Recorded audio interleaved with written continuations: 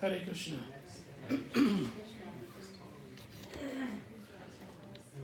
Thank you, everybody, for coming to today's seminar.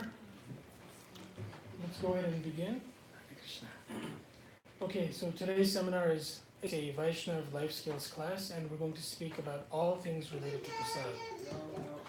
So the things that we're going to cover in today's session are going to be a Vaishnava bhajan, as well as a song and translation, some Bhagavad Gita verses on Prasad. Then we'll have some discussion topics and reflections and Q&A as we go through this. We want to talk about how to offer food, how to cook food, how to serve it, and how to honor Prasad, the do's and don'ts related to Prasad. You might think this is just about food, right? How can it be such a complicated thing? But there are so many facets of this that we'll learn over the next hour and 15 minutes or so. And finally, we'll reflect on the importance of only eating Prasad and why that is important for our spiritual lives. So, Dio, if you could please read this quote, if you can see that from there. If one practices eating prasada, even if there is some little sinful activity involved, one becomes free from the results of sinful acts. So that's why it is so important that even if there's any kind of sinful things going on, then Prasad can actually free you from the results of any kind of impious acts. So let's first talk about how to cook Prasad. We'll get into the bhajan aspect in a minute. So cooking is just as important as honoring, offering, and any other aspect. So cooking is extremely important. And let's just, Larry, if you can just read off some of the do's, then we'll get to the don'ts. Wash hand, shower, bathe beforehand. Cook thinking about Krishna, i.e. listening to the lectures. New dinnerware for Krishna only, and all fresh ingredients. So of those things that are do's, is there anything in the list of do's that was interesting to someone did not expect in terms of what's important to in the cooking process, the things that are do's? Is there anything that jumped out to anybody as something that you would not have expected? For example, did you know that it's important to have dinnerware that is specifically for the deities, specifically for Krishna? So what we don't want to do is eat and consume prasad off the same silverware that we use. We want to have something special specifically for Krishna. So that's one of the important do's. So Valeria, why don't you help us with some of the don'ts? Okay. No meat, fish, eggs, onion, or garlic. Nothing stale or less than ideal. Taste food while you're cooking and thinking or talking about mundane things. So how about in that list? Is there anything that's in the list of don'ts that we would want to observe as something that you wouldn't have thought of, something that is unexpected as a don't? Taste food while cooking. Yes, I've heard this before, that tasting food is actually a very commonplace thing. So most people think that it's quite normal, otherwise how do you know if it's got the right level of seasoning, the right level of salt? I never tried. Yes, exactly. So the idea is that even if the preparation may not be absolutely ideal, it is more important that when you are cooking, you've got the right mindset and you're making this as food that is going to be offered to the Supreme Lord, and that after you have prepared it, then you accept it. Now, if you find down the road that perhaps you need more salt or whatever, then the next time you make that preparation, then you can improve upon your first time. But it's more important that you're not tasting as you're preparing, because how can you offer it if you've already eaten it? Any comments that anyone wishes to make? Just two things. One is you can always add it later, like after you've done the offering. Yes. And the second thing is it says do's all fresh ingredients, so no processed stuff. Ideally, they should be all fresh, organic ingredients that have not already been cooked or pre-processed through machines and other cooking mechanisms. That's the ideal standard. And organic. Ideally, yes. Comments? So because we have some fresh faces here, I just wanted to give an analogy of what prasadam is.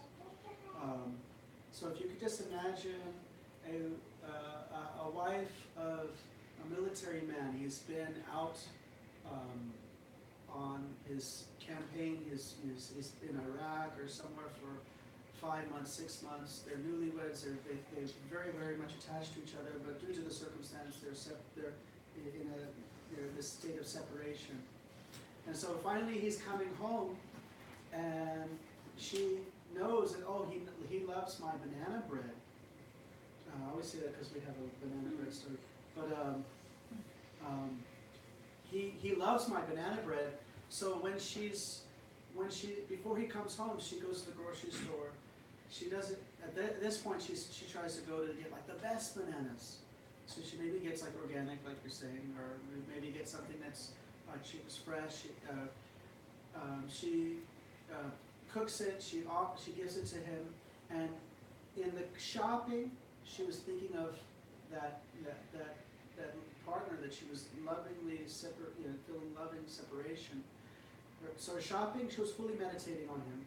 Her cooking, she was meditating on him. The offering, she was meditating on. And after when she tastes that which is offered, she's also thinking, oh, this is what I offer. And so in our spiritual life, we have this practice of prasadam, when we cook food offered to God. And even our shopping, everything becomes sanctified and spiritualized. So that's a little bit there. Actually, so we made such prasadams, a banana bread prasadam, and her family got it, and they were really amazed. Like, we've never had anything that tasted like this. It's amazing. She said, okay, I'll tell you how to do it. They asked, what's the recipe? He said, this is the recipe. This, such, no eggs, offer to the Lord. So they did everything except for the offer to the Lord and the no eggs. And they're like, it didn't come out the same. And then they tried again. What was it, second time or third time that they did? How did it go? Okay, But I know the next time they made it. so next time they did no eggs. And it was like, it wasn't really the same. And what? And they tasted while they were cooking.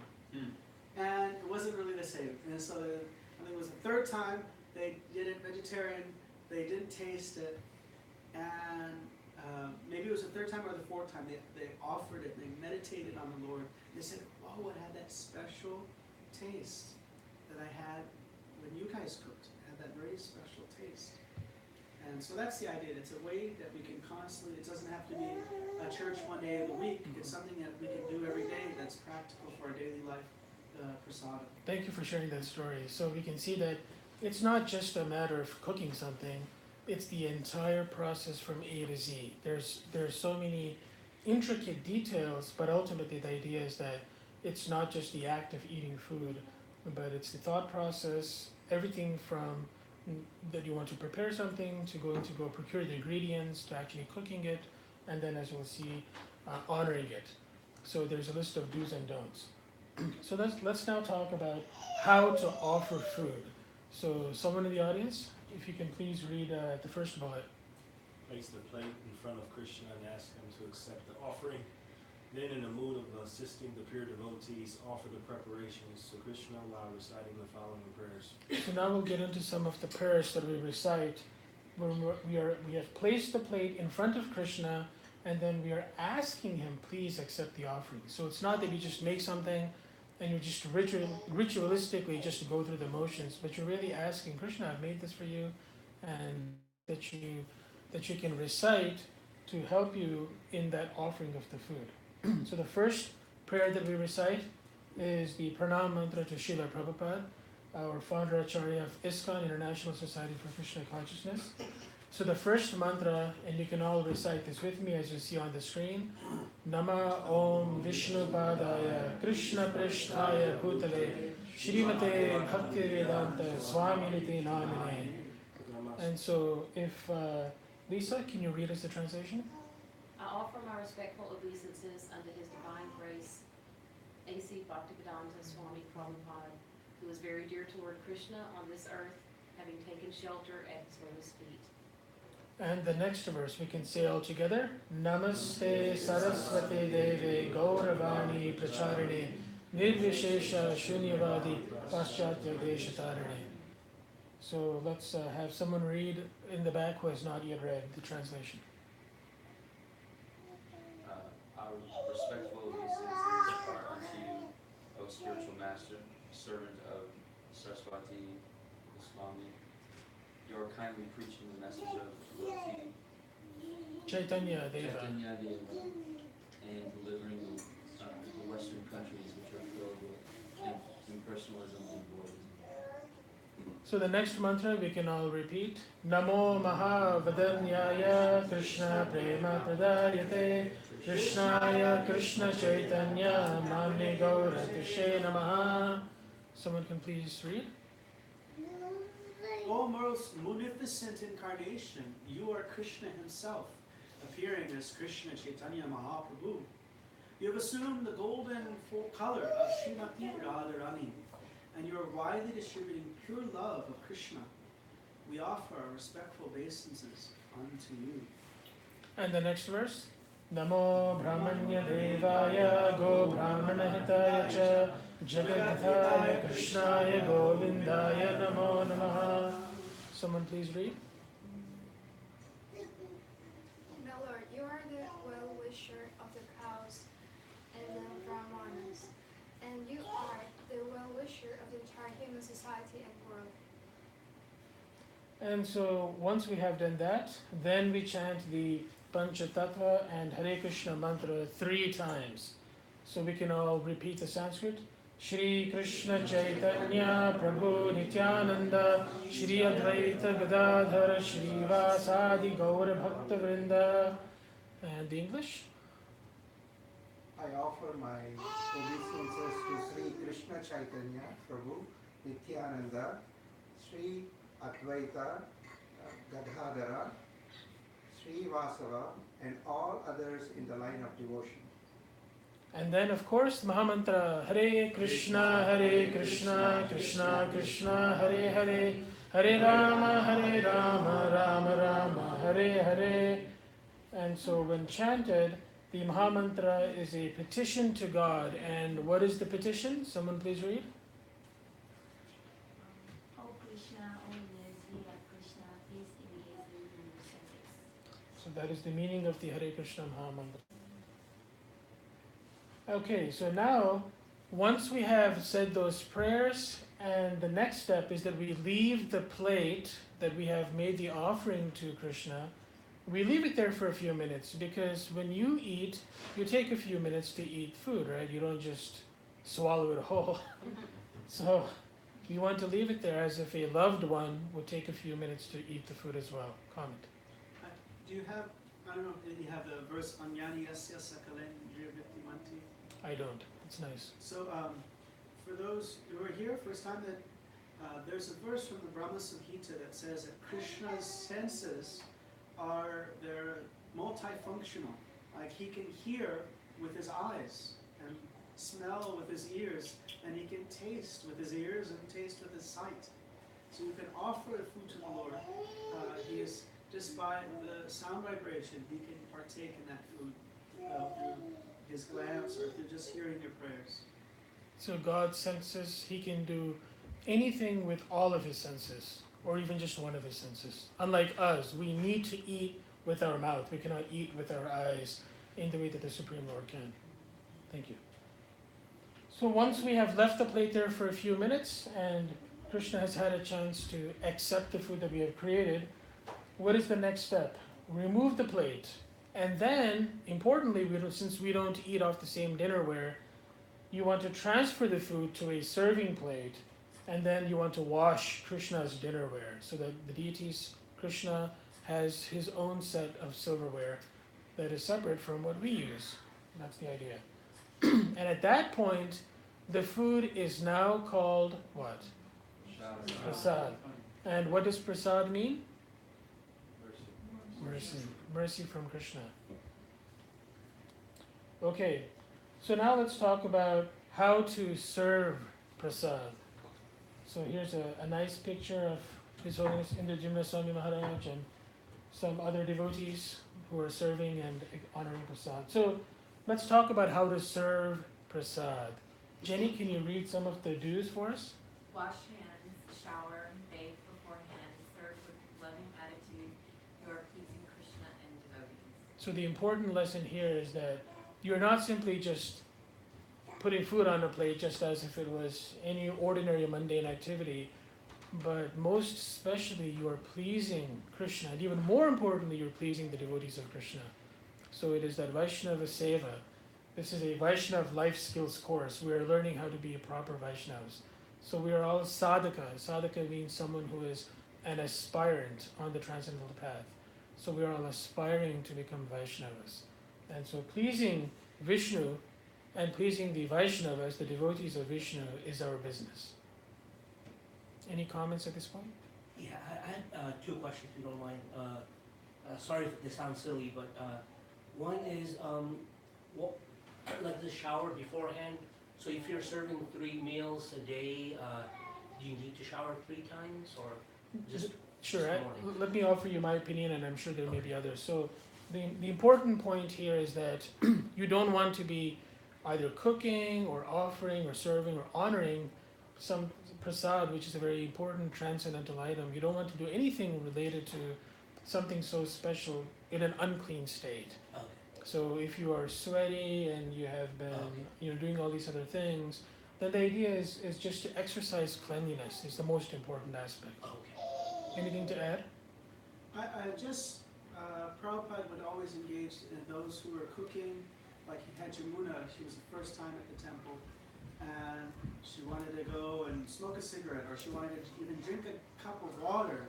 Every time he was saying, wash your hands.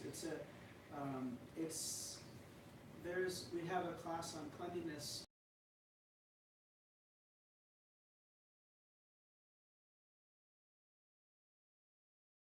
That they're not so familiar with, but mostly in India they have some idea that.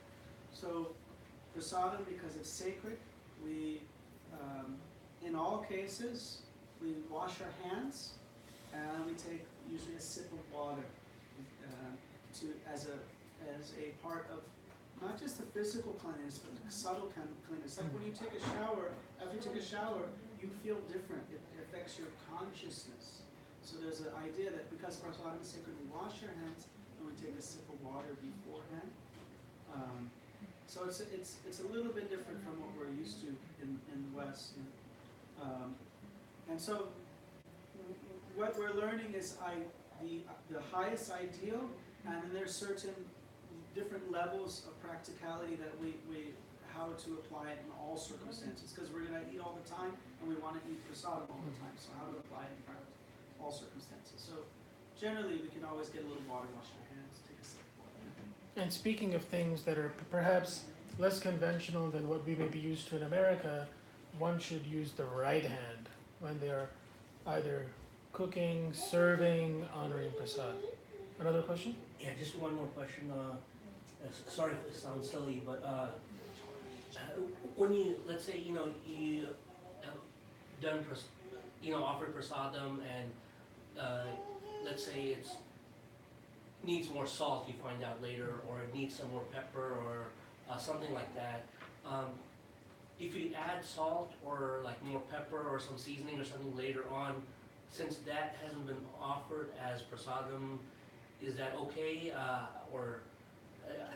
Yeah, just sure. Is there any reference from Srila Prabhupada pastimes that speaks to this? As far as I know, there's no issue adding some little correction. So if you have table salt on the dining table after you have cooked and you have offered the bhoga, so it's bhoga before it becomes prasad. So once you offer the food, and then, obviously you want to put some seasoning as far as you follow the recipe. Yeah. But if it turns out that someone at the dining table happens to be more salt consuming than others, or less, then that's fine. Then they can add to taste, yes. Wanted to be sure. Good question. It's one of those like little nitpicky questions, but Sure. it makes it clear. And then in the future, you can adapt, and then you can make your recipe even better, so that the next time Krishna doesn't have to have something that doesn't have enough salt. That's the idea. What about if you want to have like sauce? I'm sorry, Valerie, you had a question. What about if you want to have like sauce and you prepare it like beforehand? Let's say that you already offered it to him, but you keep it in the fridge because it's like for. So once you have offered the food, then that food is offered. And so ideally, you don't have a leftover scenario. Ideally, you only make enough that is necessary. But if, given the circumstances of if you're cooking enough to be able to last for a couple of days because you go to work and all these other things, then that's fine. And you know, if you have leftovers in that instance, that's fine. But the goal is to not have stale food, and you don't want to throw food away because it's been offered to Krishna. It's now mercy. You want to treat that food throughout its entire life cycle as something very special. Yeah. Some people would prepare like, I personally like to prepare my own marinara sauce. And I prepare like a lot because it takes a lot of time. So if I'm using, I try to use it like all through the week. Yes. So it would be that okay to like use it again? Well, so once the food has been offered, then you cannot reuse that marinara sauce because once it's been offered, it's You offered. can reuse it for yourself, Exactly. but you wouldn't offer it a second time to Krishna. Okay. Got it. Thank you. And then, and with offering is, like, you may make a small amount, what is on the plate with the intention that the rest is offered. There are circumstances where, I'm trying to think of, sometimes you may cook something and it's just the stuff on the plate that is meant to be offered. Like, for example, we at the Darshan room make burger patties out of chickpea, garbanzo, peanut butter, oats, and they make patties out of it. So that patty that we cook and offer, we may actually have a whole bunch that's still left over that we may offer separately because we're doing it. Sometimes it's like that. I don't know, some circumstances, but the idea is don't offer again the same thing. You may have some sauce that's like the salt you add it to that you've used before. And sorry. Okay, let's continue. We have many slides and many really nice things to cover. So let's continue the list on how to honor prasad. So now notice that we don't say just eat prasad or devour or just wolf it down. We don't say that. We say we honor prasad. And so in that sense, we don't want to overeat, we don't want to undereat, we want to honor prasad. So let's talk about some of the do's. George, would you be so kind to read some do's? While you eat, consider the spiritual value of the food, because Krishna has accepted it.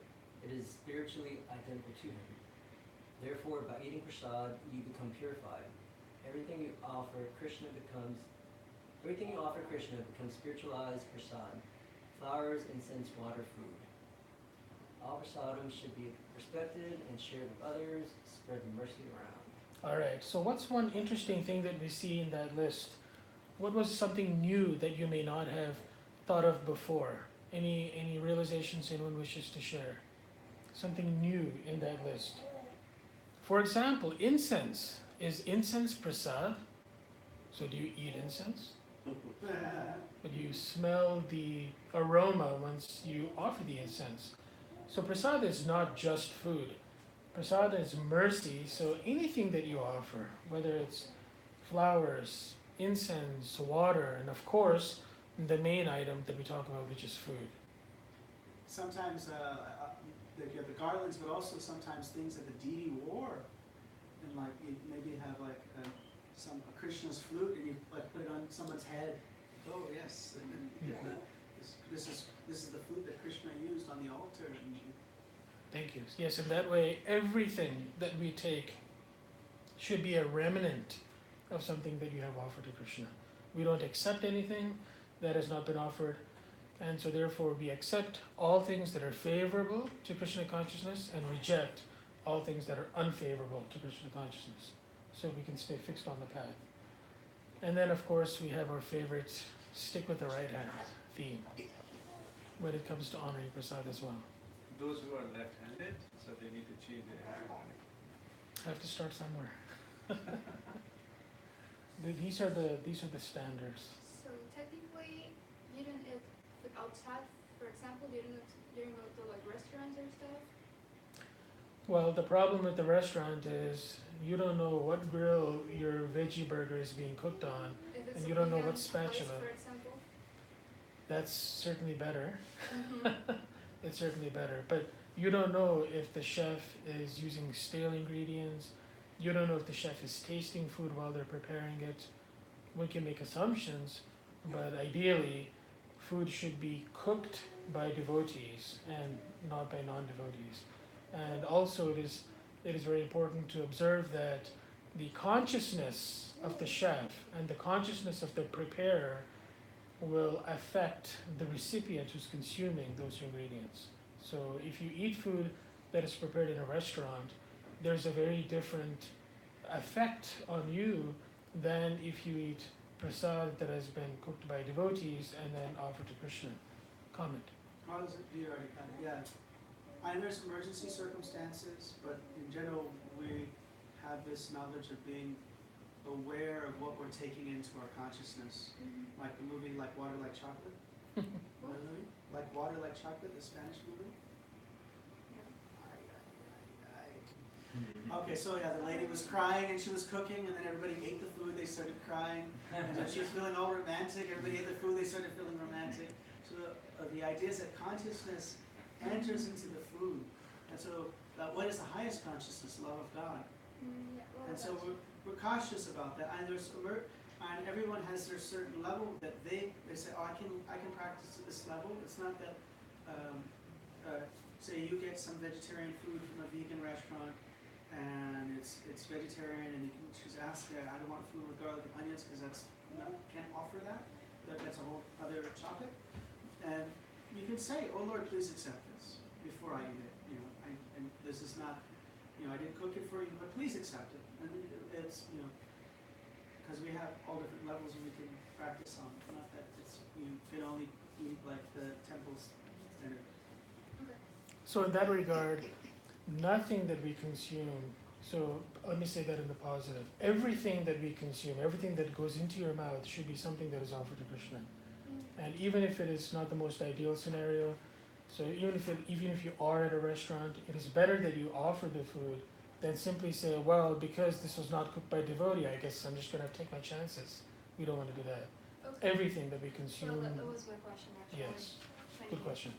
And you find even a lot of full-time monks will be eating snacks from Whole Foods. We could offer prayers beforehand, because when you travel, it's not like you have a Bunsen burner and everything.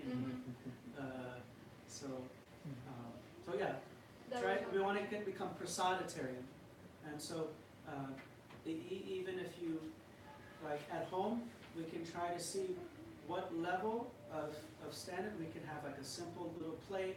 Or you can have a whole big ceremony like they have at the temple, or you can just have a little picture, and in the old days they would just take the pot and put it in front of the picture and say, Krishna, you please accept.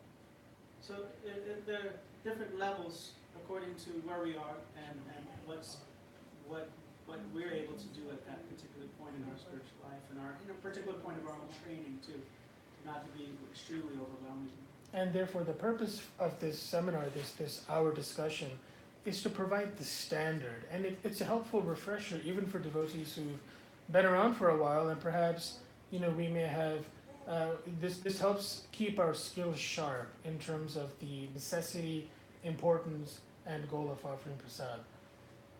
Okay, so how do we honor, oh, by the way, before we go on to that next topic, I wanted to just harp a little bit on what you said about we are prasaditarian. So it's not that we are vegetarians. Of course we're vegetarian, but the goal is not just to be a vegetarian.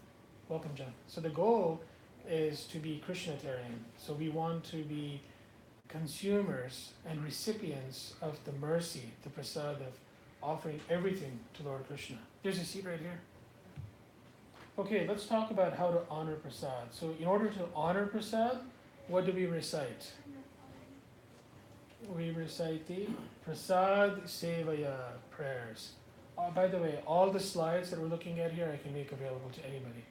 So everything that's being recorded, this video will also be on YouTube, so that can help anyone. So before you start eating, just like in other traditions, they say grace. So similarly, before you start eating, because right now we've covered what the process is to offer the food, and then there are mantras that you want to recite to honor the food. So before you start eating, there are some prayers to be said. And so the first song, the first prayer, is called Mahaprasade Govinde. And the author is Srila Vyasadeva. And this is from the Skanda Purana of the Mahabharata from 7,000 years ago, and it is in Sanskrit. So you can all recite this with me. I'll say it a few times just so that we get the hang of it. And I'll even say it in the style and tune that is customary at ISKCON temples. Swalpa punyavatam rajan Vishwaso naiva jayate. One more time. Mahaprasade Govinde Nama Brahmani Vaishnave Swalpa punyavatam rajan Vishwaso naiva jayate. In fact, I saw many smiles in the front row because this prayer often brings an immediate smile on people's faces. This means Prasad is coming. This is the mantra that wakes everyone up. Food is about to be served. Question? Yeah, so growing up, we didn't do this first part, and I'm just curious if this is something that was like a mandatory thing, because we went to Shara, we didn't do this first part. So I'm just kind of curious if this was always been in place. The process that I've extracted here, excerpted, is from the temple worship process for offering food. Okay. So I don't know if at one point but this is our current standard process. Gotcha. Is this verse is recited, and then we get into the verse that you just now mentioned. But before we do that, if Shri, can you please read the translation? O King, for those who have amassed very few pious activities, their faith in Mahaprasad, in Sri Govinda, in the holy name, and in the Vaishnava is never born. So that is the translation for the first verse that we just sang. So for those who have amassed just a few pious activities, the faith in Mahaprasad is never born. Okay, so let's continue and let's read the next verse. So this is the main body. This one is slightly longer, but this is the Prasada Sevaya song. The official name of the song is Sharira Avidyajal. And this is by Srila Bhaktivinoda Thakur, who is one of the Vaishnava acharyas in our disciplic parampara. And this is from the Gitavali, and it is in Bengali. Sharira Vidyajal Jorindriya Taheka Jive Bheve Vishaya Sagare Paramadhi Jihati Lobha Moya Sudurmati Take Jeta Kathina Sangsare Krishna Borodoya Moy Gorivari Jivajay Saprasada Nadilobhai Sayanamritapa Radha Krishna Gunaga Preme Dako Chaitanya Nitai Jai Nitai Srila Prabhupada Ki Jai. Okay, let's read the translation of this mantra. So, George, if you can start us off. Oh brothers, this material body is a network of ignorance, and the senses are one's deadly enemies, for they throw the soul into the ocean of material sense enjoyment. Among the senses, the tongue is the most voracious and verily wicked. It is very difficult to conquer the tongue in this world. Dia? Oh brothers, Lord Krishna is very merciful. Just to control the tongue, He has given us the remnants of His own food. Now, please eat these nectarine grains while singing the glories of their lordships. Sri Sri Radha and Krishna, in love all our Chaitanya Nitai. So that is a translation for the mantra that we want to chant before we honor Prasad. Now you might say, how am I going to remember all these mantras? And I'm hungry. But if you stick with the process and you continue to recite, it's like second nature. And when you do that, you are properly honoring Prasad. That's the goal. So let's also now talk about why we should eat only Prasad. Because before we talked about the importance of Prasad, but what about when I'm not eating Prasad? There should not be anything else. So let's talk about why we should only eat prasad. Larry, can you start us off? Everything is provided by Krishna, and therefore everything belongs to Krishna. Once Krishna tastes something, it becomes transcendental. Eating versus honoring prasad. If we take something that belongs to Krishna and use it for ourselves, then we have stolen it from Krishna. It will become sinful, thieves, karma. So that last item on the slide is very, it can be shocking. So why is that such a it's counterintuitive in some ways, because you're thinking, well, I went to work, I earned my paycheck, and then I went to Whole Foods and I gave away my whole paycheck. And so then we cook the food and then we think, okay, let's eat it because then I paid for this, right? So what is this whole business about stealing, and why is that significant? Who can explain what this whole business about thieving is? You're still killing. Even if these are plants, they're still killing, they're still alive. And Okay. you offer them to Krishna in order to, make sure that they're not getting the karma for you. Okay, so the point is that even if you are eating vegetables, the vegetables have still given up their lives. It may not be as much of a, it may not be as harsh as killing a cow, but still they're vegetables and plants still have life. Okay, other comments? Oh, very nice. Beautiful, thank you. Okay, anything else that was not said? Lisa?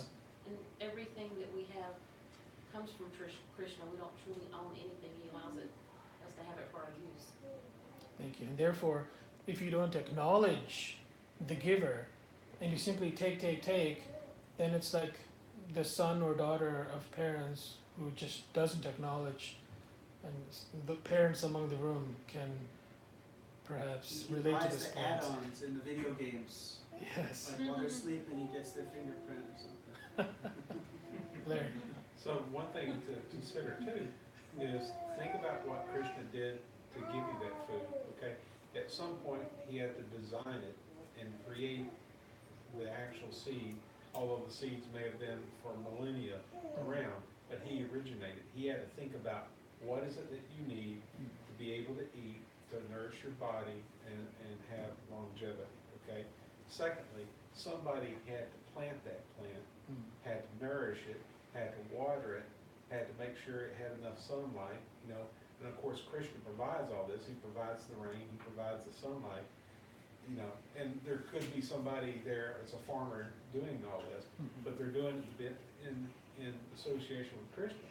So if you're not honoring Krishna for what he's done for you and what it took to get it to your plate, then you're not really honoring Krishna. It's an incredible lack of gratitude, isn't it? And so if we, as just in our own relationships as parents and as friends and siblings, no one wants to be around just a taker, someone who just takes with no sense of gratitude, no sense of reciprocation, right? So the very least that we can do is say some nice, sweet prayers and honoring and understanding what it is that we are doing, and then accepting the prasad. Comment. So, this is, as Larry has mentioned, it's also in Bhagavad Gita that the Krishna's designated agents, the devatas or demigods or angels, are managing all the universal affairs. They're taking care of the electric bill, the sunlight, the water bill, the rain, and so understanding this, we have to pay the bill. Now, the best way is just to, if you satisfy the root, then all debts are covered. If you satisfy the root, all leaves are nourished, the twigs, the branches are all nourished. So, for example, like we pay taxes, you don't actually go to the Department of Motor Vehicles and pay for the road or pay, Department of Transportation. You don't go give them money for the road. You don't go to the water department and give them money. You actually pay your taxes, and it develops so many things in society. So some of the water, you serve Krishna by the offering of prasadam, and then all these debts that we have are becoming covered. Like the debt that we're getting sunlight, we're getting moonlight, we get the fire of digestion, we get so many things that are maintaining us in so many different ways. Thank you. So John. The word sinful doesn't have the same meaning as it does in a Christian context. It means more, I mean, I think of, if you don't honor Krishna, I think of it as just being unrealistic about reality. I don't think of it as sinful in the same way the Christian sense of sinful. I think of it as I think of it as Maya, if I don't honor Krishna. Like it's just an illusion that somehow I own it, somehow I want to believe it, but it's just a temporary ego thing. Yeah. You know? Actually, in Bhagavad Gita, any action that you do that is not in Krishna consciousness, any action that you do will incur karma. So, by definition, every action must have a reaction. Therefore, if you do something such as killing vegetables, killing trees and plants and all these things, and it's nice that you're a vegetarian, but if you eat all of these vegetables and plants and all these things without offering to Krishna, then you have to pay the karmic consequence. And that is the sin that's referred to here for having killed those vegetables. And so in that sense, we're not just vegetarians, we are actually doing everything as a sacrifice to Vishnu. We don't want to just sacrifice for our own sense gratification. To me, it's more just the difference, which to me is reality. But at the same time, you could argue if you don't kill something, then you'll die and you're killing yourself. So you're in a catch-22. Well, therefore, the solution is that everything that we do, everything we eat, everything we accept, should all be as a remnant of sacrifice. You have offered to the ultimate enjoyer, to the Supreme Lord. And so Yagneshwara, the controller of sacrifice, is Krishna. And so in that sense, the yajna that we're doing is we're offering the food and then we're accepting the remnants of that sacrifice. You don't have to have an elaborate fire sacrifice, but in a way on your stove, when you're cooking the rice, you can think of that as like a fire sacrifice. So it's not that offering food to Krishna is an option, and you don't have to do this, you can just do your own thing. No, we're not saying that, because if you do your own thing, and if you don't offer the food to Krishna, then you're incurring karmic consequences. And that's what we don't want to do. We don't want to incur the bad karma. Well, even good karma is binding. Like, the concept is that in the material world, if you do good karma, it's like being in prison and behaving good, and the reward is that you get to stay longer in the prison in a nicer cell. That's your reward. So, if you're not connecting your activities to Krishna, you can get good karma, but that still doesn't satisfy the soul, because the soul's still stuck in the material predicament. You may improve your material circumstances and even a higher planet, take birth in a higher planet, but it's still not satisfying to the soul. So, like you're saying, it's ignorance. I can see what John is saying. When I explain to other people who aren't interested in Krishna, who ask me why am I doing this, I say it's reality. I'm not, it's not a belief. That makes sense. It's just reality, and you can choose to ignore reality, or you can, Well, it's reality, and if you choose to ignore it, then you're in ignorance. Yeah, Right? and, And ignorance is it's not blind. the same as sin. In the Christian sense, sin means a kind of absolute, I've committed.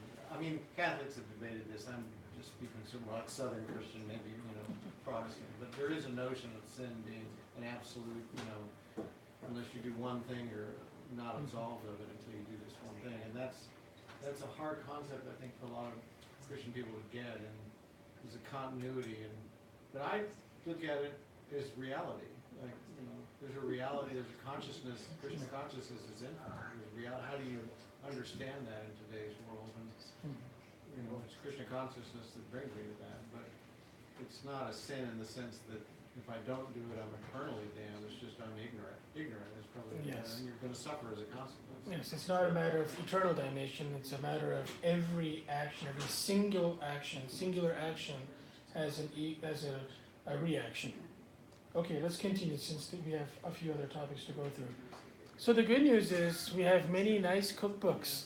So if you came to this seminar thinking you were going to get a cooking lesson, the good news is that I've pointed you to many resources. This is just a small selection. These are some of the famous vegetarian cookbooks that we have. There's also a little bit of philosophy mixed in, but for the most part, the famous chefs, Kurmadas. So these are books by Yamuna Devi, Kurmadas, and Bhutatma Das. So a handful of very sharp chefs, Krishna conscious devotees. So you can see even on Amazon the ratings are all very high, and so these books are available if you want to support your local temple across the street. They're all available in the hallway as well as in the gift shop. But we have no excuse to not be able to cook bhoga and offer to Krishna and eat prasad, because whether it's at your temple or on Amazon, the recipes are there. And if you don't have any of the resources to buy any of this, there's a tremendous wealth of free recipes from these literatures available on the internet. So all you have to do is expend a little bit of energy, and you can learn how to make amazing prasad. And if you need any proof of that, we have prasad from 6 to 7:30 every Sunday, and on other days we have a huge festival coming up, Krishna Janmashtami. There will be a really opulent prasad feast served at the conclusion of that. So these are all the cookbooks that we have, and there's of course many more. So here's a quote from Srila Prabhupada. Lisa, if you want to read that. If by the tongue you chant Hare Krishna mantra, and by the tongue you taste prasad, you will be perfect simply by executing these two things. So the tongue is the most voracious sense to control, and this is the way to control it. Comment. Just, mention on that point that, so we think we're the body, we're controlled by our senses, so our activity is not to stop our senses, but actually just to add Krishna. We, instead of not eating delicious food, we eat delicious food offered to Krishna. Mm-hmm. There are other paths of yoga where you actually stop eating, try to stop having any type of sense enjoyment, like your food should be extremely bland, don't eat anything nice, you should go to the forest, don't see anything, don't hear anything, withdraw all your senses within, but it's extremely difficult. Prasadam, so many people have come to spiritual life because they felt something by prasadam. And we have a restaurant here. That's why we have a restaurant at a temple, is to give people a spiritual experience without them even knowing it happened. They go there and they eat on something different about this food than any other restaurant. Something special. That's why our Kalachanji restaurant has gotten the #1 vegetarian restaurant in Dallas award so many years in a row. Okay, let's continue. We have some other points here. So George, can you tell us what we're looking at here? I'm not sure if they're called, but that's what the prasad comes in. That's how it's served. So let's talk about Mahaprasad. So let's talk about Mahaprasad. And so Mahaprasad means what? What does Maha mean? Great. And Mahaprasad means food that has been offered directly off the plate that was offered on the altar. And so the idea is that food is then distributed, the remnants are mixed in with the main ingredients for everyone's serve out. And so the items that come directly off that plate is called Mahaprasad. And also food that has been offered to a Vaishnava, to like your spiritual master, to Srila Prabhupada, and then you accept the remnants of their plate, of the Vaishnava's plate, that is also Mahaprasad. So, okay, respecting prasad. So, what am I gathering from this name? What is this telling me? What's the point here? John, what's the big deal here? Well, I'm not sure actually. Don't waste food would be the first. Yes, yes. So if you take prasad, you don't want to create a Govardhan hill on your plate. You want to take enough food so that you're not going to have anything to throw away. I don't understand the lower sentence. It's sarcastic. It's a meme. It's a fraud. Kermit the Frog, actually. Yeah. Okay. And speaking of Ekadashi, Jenny, what am I getting from this line?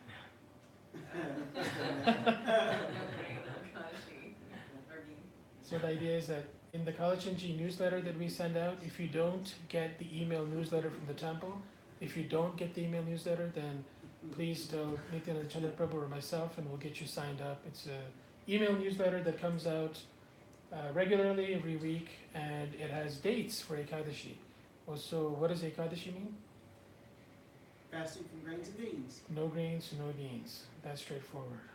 You make apps for your phone too. Yes, there's so many ways to stay alert and on top of The idea is that you have a lighter meal, and you can spend more of your time in meditation and study, and you'll feel less of your time needed for sleep or drowsiness because your meal is lighter. So instead of making your usual 16-course buffet at home, you can take this one day every 12 days, the waning and waxing moon, Ekadashi. You can take that one day to expend less energy on your cooking adventures and more energy on chanting and reading. Good Krishna for your Katha. health. A lot of people do fasting for their health, but if you just, like, every, twice a month you have this kind of not really difficult fast to do, but a light fast, it gives your stomach also time to reset itself, because it's like a washing machine that's always going, there's always something going on in it. So just gonna give it a break, and it helps it reset and so more when you have lighter food, then you'll find you have more energy and less sleepy, so you can read, you can study, you can chant more. And so Ekadashi means, Eka is one, Dashi means the 10th day. So it's the 11th day of the waning and waxing moon. So off the lunar calendar is what Ekadashi is. Okay, I have a story to share with you. It's 8 o'clock and our class goes for the next 15 minutes. So I wanted to share a really nice pastime from the Srimad Bhagavatam. And so that is the story of Narada Muni. So this is a really, really sweet pastime. And Narada Muni is a very important character in our theology. And so, and he's also in the parampara. He's in our disciplic succession shortly after Krishna, Brahma, and so Narada Muni. So let's talk about him. So who is this person, Narada Muni? Well, he's a traveling musician. He's a storyteller who carries news and enlightening wisdom. He often travels to distant worlds and realms. He goes to different lokas. And one of the things that he likes to do is he is a facilitator. He, in some ways, he enables pastimes. He enables the plot to keep moving ahead in the Supreme Lord's pastimes in Krishna Lila. And Narada Muni is depicted carrying kartal and tambura. And he also has the name, the tambura that he carries is called Mahati. So he's regarded as one of the great masters of the musical instrument. And the Mahati instrument he uses to accompany singing hymns and prayers and mantras. So in Narada Muni's previous life, he was the son of a maidservant. And he had no opportunity to go to school. So when Narada was born in his previous life, he had no education. He was not born in any kind of aristocracy, just very, very humble beginnings. And he was simply assisting his mother, but fortunately, his mother rendered some service to the devotees, the sages who were visiting and passing through. And at that time, the child Narada in his previous life, he also got the opportunity, and simply by association, he achieved the highest goal of all religion. And the highest goal of all religion is devotional service, bhakti yoga. And so in Srimad Bhagavatam it says, Savai pungsam paro dharmo yato bhakti radhokshaje. And so everything I've just now described is all from the purport of Bhagavad Gita 9.2. So we're getting some of the backdrop for Narada Muni's story. And so we're continuing to talk about his previous life, the previous life of Narada Muni. And this Sanskrit verse that we're looking at here, we won't actually go into the Sanskrit. This is from the Srimad Bhagavatam 1.5.25. And in this verse, Narada is describing his previous life to his disciple. And who's the disciple that we're talking of here? Narada Muni's disciple is Srila Vyasadeva. And so he says that while engaged as a boy, as a servant, for those purified devotees, the sages, during Chaturmasya, the 4 months, which actually just began yesterday. So Chaturmasya on the calendar began yesterday. The 4 months of their rainy season, they kind of halted travel, such as is the Vaishnava custom. You don't really want to travel during the Chaturmas. So they were just pausing and they were staying in this home area, this hermitage area, and Narada was intimately associating with them. He was listening to their talks. What are they talking about? What are they discussing? And he was just listening and hearing. And sometimes those sages, when they would eat food, when they would accept prasad, they left remnants of food on their own dishes. And so, as cleaning the dishes and just helping tidy up, the boy would wash their dishes and he wanted to taste the remnants. Because we heard earlier, Mahaprasad is the remnants that come off the plate of Vaishnava. And so he asked those sages, he asked those devotees permission. And with their permission, Narada ate those remnants and consequently became freed from all sinful reactions. And as he went on eating, he gradually became as pure-hearted as the sages. So there's a saying that Krishna consciousness is caught as much as it's taught. Yes. And so in this circumstance, it's like Prabhupada, at one point, sometimes usually you give positive examples. One time he said it's like a disease. You catch it from somebody who else has the disease. And so these sages, he ate their leftovers. It wasn't just because it was Krishna Prasad, it was also eaten by very, very saintly persons. And he ate their leftovers, and just like he would become sick from eating someone's leftovers, he became filled with devotion when he ate their leftovers. So he became infected by Krishna consciousness. He caught the infection of Krishna. And then the great devotees relished the taste of unceasing devotional service to the Lord by hearing him chanting, and Narada gradually developed that same taste. And so in the purport to Bhagavad Gita 9.2, Narada Muni, Srila Prabhupada explains in 9.2, he never went to the school of the spiritual master, and he was not educated in Vedic principles. It's not that he had all this Bhakti Shastri, Bhakti Vaibhava. He didn't have any of those academic qualifications. He was just a very simple person, but he acquired the highest results of Vedic study simply by accepting Mahaprasad, the remnants of food that was eaten by these great sages, by other Vaishnavas. And so the process is so potent that even without performing the religious process regularly, one can be raised to the highest perfection. And this is confirmed by Acharyavan Purusho Veda, one who is in association with great acharyas, even if he is not educated or has never studied the Vedas. So if you don't have high education and you have not studied the Vedas, then there is hope for you. Eat Mahaprasad and do as Narada Muni did. And you can also become familiar with all the knowledge necessary for realization. We're going to continue the story of Narada Muni, and actually this is a really beautiful pastime. We have 10 minutes left for those who may be watching the clock here. We have 10 minutes left, and we're going to segue into more of the Narada Muni pastime. And here, this is a pastime story from the Chaitanya Mangala, which is a literature by Srila Lochanadas Thakur, who is a Vaishnava Acharya in our disciplic line. And so this is a really beautiful pastime about the glories of Lord Jagannath's Mahaprasad. And again, continuing with the theme of Narada Muni, this is our last pastime we're going to discuss before we end the class. We're talking more about Narada Muni. Comment? That's one of my favorite stories. Awesome. This is a really, really beautiful story. And so, of course, when we say story, that's not to be misinterpreted as a myth. These are all historical facts. Could I be so arrogant as to tell it? Well, I have a lot of details. In fact, why don't I start and then jump in? Because I have some details. Okay, I beautiful. wonder if I remember anything that is not covered up. Yeah. So let's talk. So what happened was, one time Narada Muni went to Vaikuntha, and he served Mother Lakshmi very attentively. So we know that Sri Lakshmi. Go ahead. Before that. Let me just go through the pastime. Thank you. So Sri Lakshmi, of course, is the consort of Lord Vishnu, the wife, and of course Mother Lakshmi. And so he's serving Mother Lakshmi very attentively.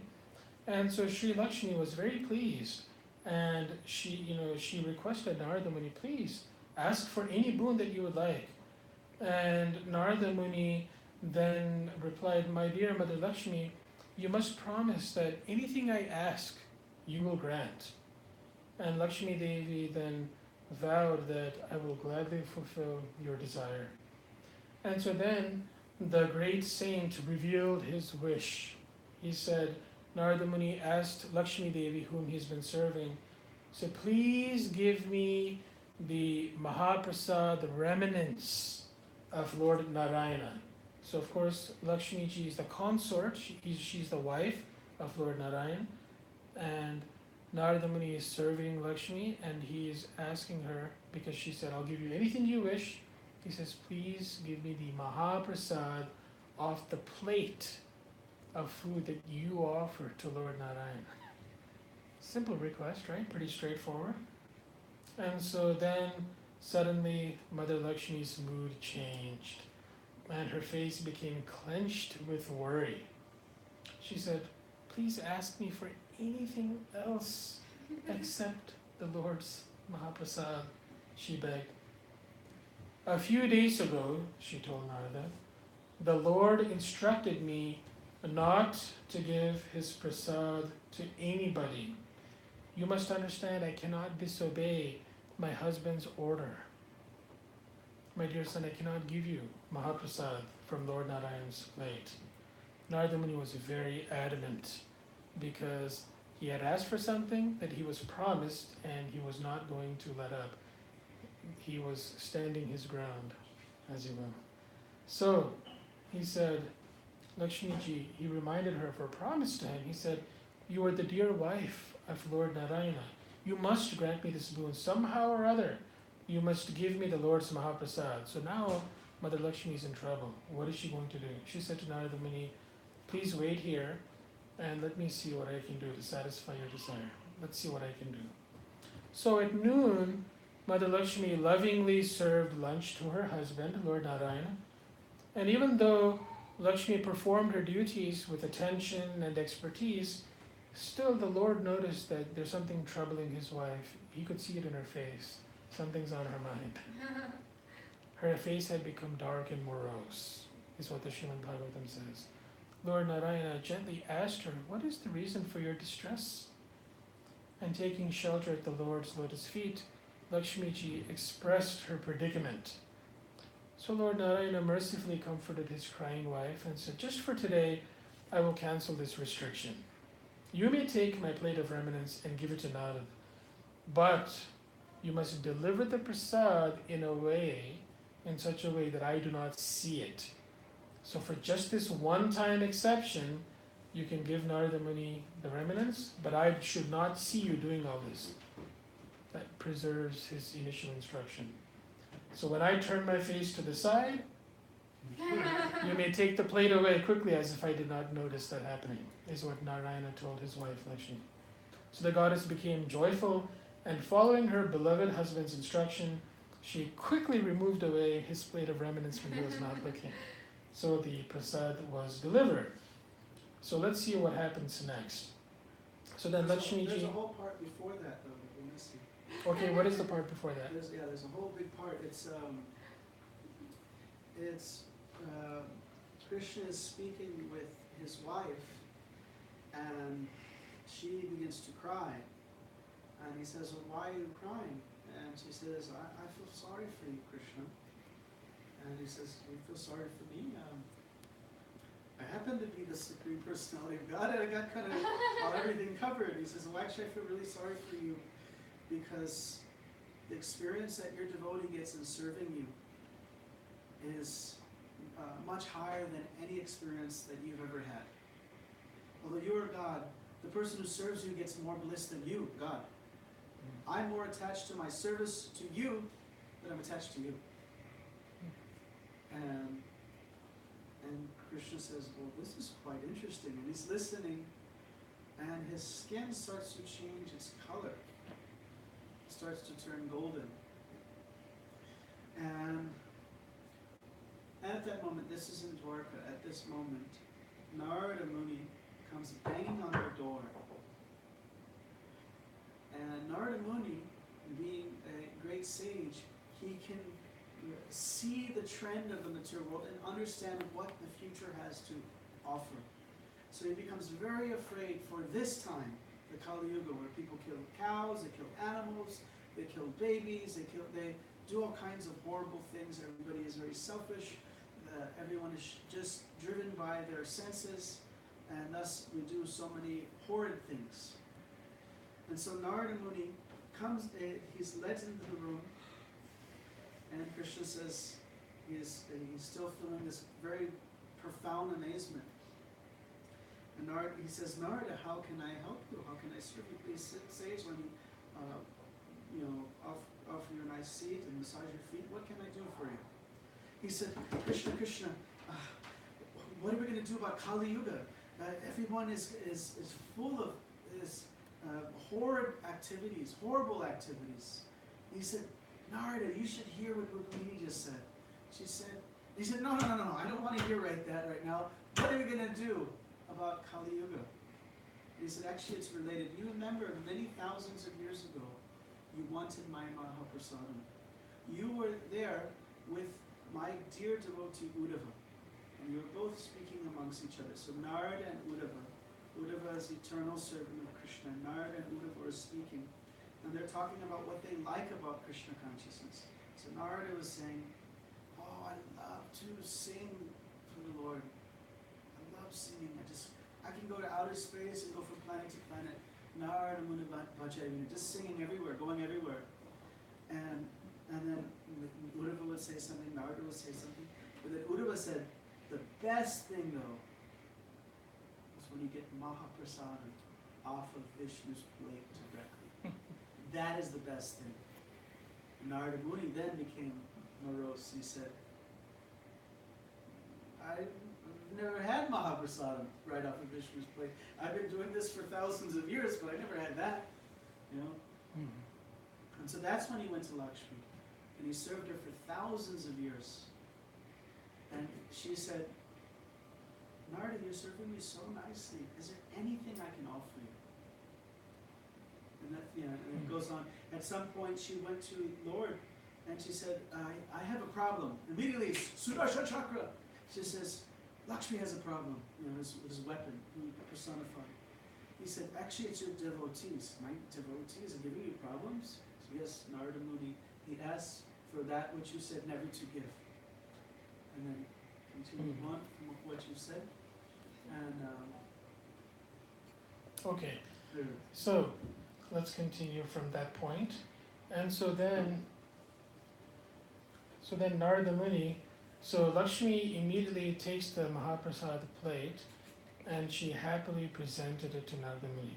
So Narada Muni, dancing in ecstasy, eagerly honored the Lord's remnants, and he relished Lord Narayana's prasad and did not stop for 1 second from chanting the Lord's holy name and dancing in great bliss. And so he had worked very hard for this, and his remnants, the results, the fruit of his labor has now been presented. And so his ecstatic emotions increased and he could not control himself. And Narada Muni, with his veena in tow, he started running all over the universe like a madman. And he was chanting and dancing without stopping. And he ran from planet to planet because he could not control his ecstasy from getting Lord Narayana's plate. And finally, in his running and chanting and playing his veena really fast, he ran into Mount Kailash, the residence of Lord Shivaji. And so then he's now in Mount Kailash. He's at the kingdom of Lord Shiva. And there, what happens? Narada Muni, then he sees Lord Shiva. And so Lord Shiva was surprised to see Narada Muni chanting and dancing in such a state of ecstasy. And Narada Muni swimming in the waves of Vishnu Bhakti. He did not notice Lord Shiva even. And so Lord Shiva pacified Narada Muni, calm down.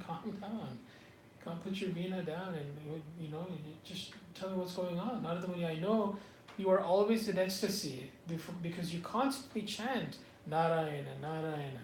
So I know that you're in ecstasy, I get it, but I've never seen you so hyper. I've never seen you in this condition. What happened? What is up? And then Narada Muni calmed down and he explained everything. He said, I got so much pleasure and ecstasy after honoring the Lord's Mahaprasad that I can't stop dancing and chanting. Narada Muni breathlessly exclaimed. So Lord Shiva, folding his palms, said, Oh Narada, you are so fortunate that you have tasted the Mahaprasad of Lord Narayana. And then hopefully, anytime you tell somebody, oh, I just did this, I just did that, they're happy for you, but then what is the natural thing they're going to ask? I'm sure you brought some prasad for me. Because otherwise, why would you be going on and on about this? And so then Narada Muni said, oh, I am so sorry. I have not brought anything to share. I mean, I got the plate and then I just ate everything. And so, putting his head down, Narada Muni stood with folded hands before Lord Shiva. And then Lord Shiva noticed that while he was folding his hands in front of him, that there was a small morsel of prasad stuck to his fingernail. So Narada Muni said, oh, actually here's some prasad. Prasad kanika matra, a morsel of prasad just for you. I do have something for you. And Narada Muni carefully held up his hand for Lord Shiva's inspection. So Lord Shiva says, oh, you're so fortunate. And so then Narada Muni put his finger into Lord Shiva's mouth, and then he relished that Mahaprasad. And as soon as that small morsel of Mahaprasad touched the tongue of Mahadev, Shiva, he felt great ecstasy and happiness, so much so that he could not remain quiet. So then Lord Shiva immediately he goes into Nataraj mode, and he starts dancing because he's in such ecstasy that he also got a chance to taste this Mahaprasad, and he starts chanting and dancing. And we all know that Lord Shiva is in charge of the universal destruction. When it is time, it's Lord Shiva's dance that causes the cosmic annihilation. And so his dancing started to increase as his ecstasy started to intensify, and the whole universe is starting to get frightened because his dancing became so vigorous that he manifested the Tandava Nritya, which is the dance that is done at cosmic annihilation. And so then the whole universe started to shake, and everyone became very frightened, thinking, what is happening? This is not the time for dissolution of the universe. Why is Lord Shiva doing this dance now? And so they said, this is untimely. But no one was brave enough to go and interrupt Lord Shiva. That's not something that you just do. And so they didn't want to stop him from doing the annihilation dance, but everyone is frightened. Now is not the time for destruction. So all the demigods ran to Mother Parvati, his consort, his wife, to please pacify your husband, otherwise the whole universe would be destroyed. So Mother Parvati arrives to calm Lord Shiva. And so then Mother Parvati, she arrives on the scene, and she sees Lord Shiva dancing in uncontrollable ecstasy, and she humbly approaches him and says, my dear husband, and he finally comes to his external senses. And she says, what happened to you? What has caused you to dance in such ecstasy? She goes, Prabhu, he's dancing. And then she says it like 3 or 4 times. Prabhu! And he finally snaps And then he's out like, of it. why did you stop me? Yes, yes. And so Lord Shiva explained that he's so ecstatic and he's dancing because he's received Lord Narayana's Mahaprasad from Narada Muni. So Parvati Devi becomes astonished. You got Mahaprasad? And then Lord Shiva has this deer in headlights look. And so she says, I'm sure you've saved some for me.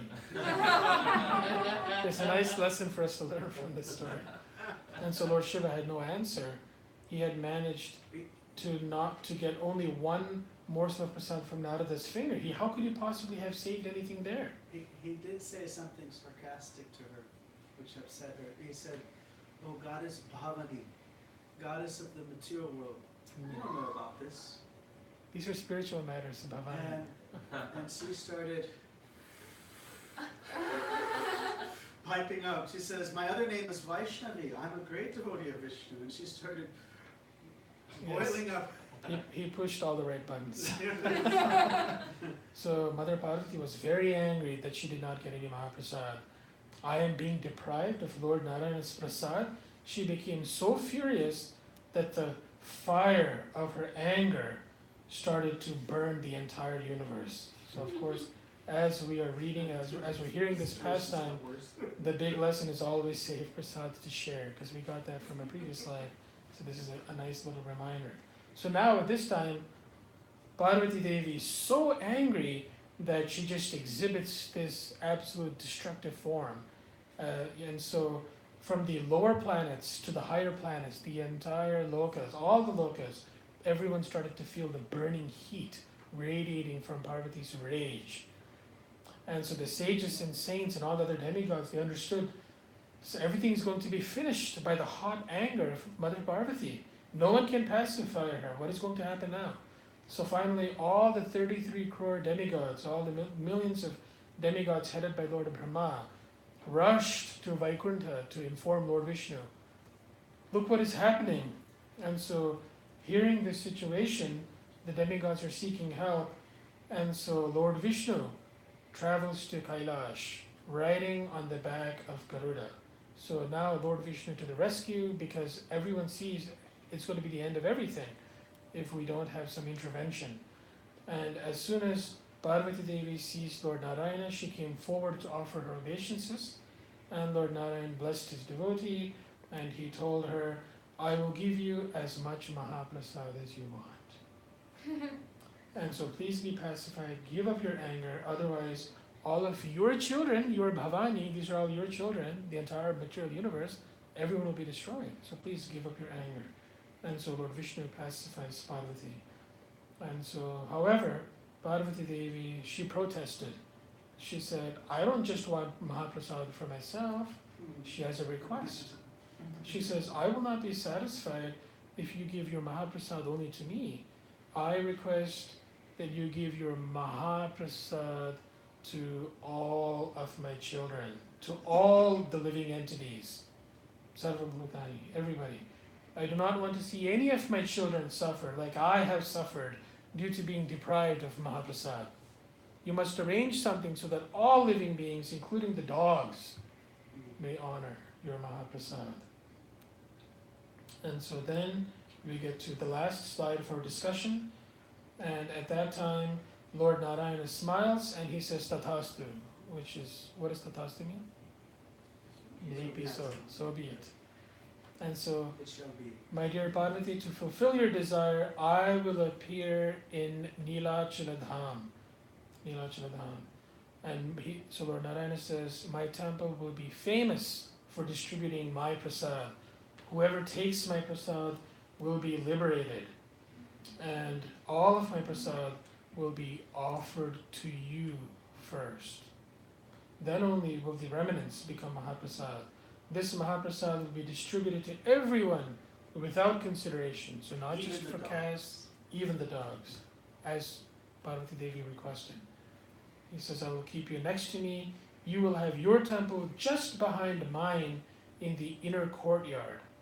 And so, therefore, Parvati Devi comes as Bimala Devi at this time. So there, Parvati is in the name of Bimala. And so all of Jagannath's prasad, Jagannath means Lord of the universe, all the prasad is first offered to Bimala Devi. And then only it is distributed as Mahaprasad.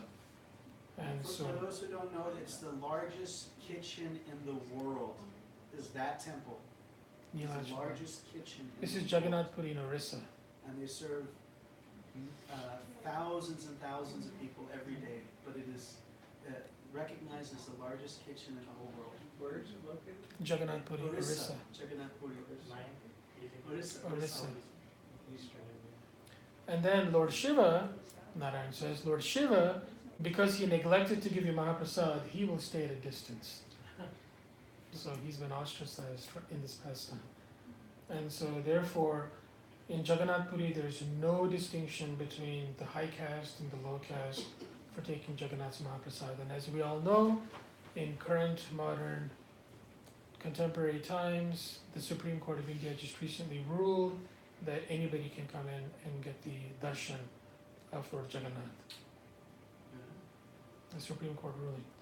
So Jagannath Mahaprasad is so pure that the Shastra, the scripture says that even a Brahmin can take Mahaprasad from the mouth of a dog, because Mahaprasad is always Mahaprasad and never loses its stature from being Mahaprasad. It can never be contaminated. Any comments or questions? Also in this pastime, the Lord reveals to Shiva, he says, you will take birth as Advaita Acharya, and your wife will be Sita Thakurani, as Advaita and Sita Thakurani. You will beckon my appearance in Kali Yuga as Chaitanya Mahaprabhu, and I will distribute the holy name and prasadam to all. And so Krishna at Dwarka was reminding Narada of that pastime, because he says, see this yellow skin? I'm taking the mood and the complexion of my devotee Radharani. So I will come as my own servant to experience the bliss of being the servant of God. And I will spend time in Jagannath Puri, where we'll be distributing the holy name and distributing prasadam. Thank you. Any other comments or questions from anything we've heard? Okay, thank you for your kind attention. Hare Krishna. Thank you. Just a few comments on serving prasadam.